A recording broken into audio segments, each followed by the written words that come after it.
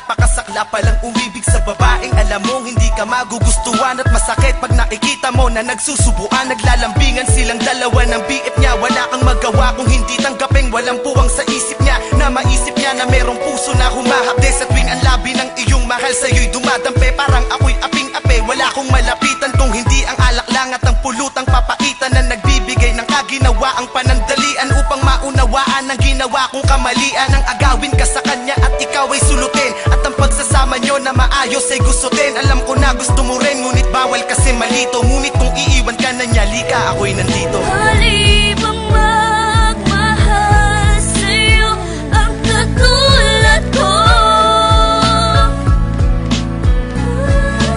Kahit pa na alam ko may nagmamay-ari sa'yo.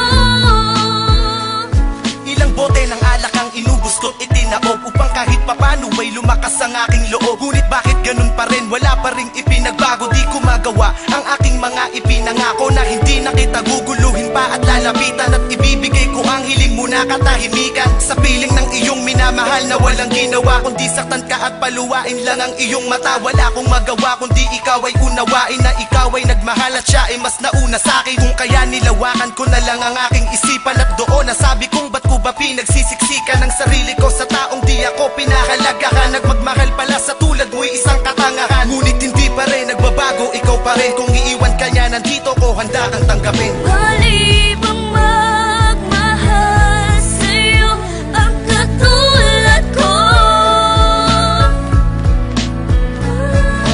Kahit pa na alam ko may nagmamay-ari sa'yo.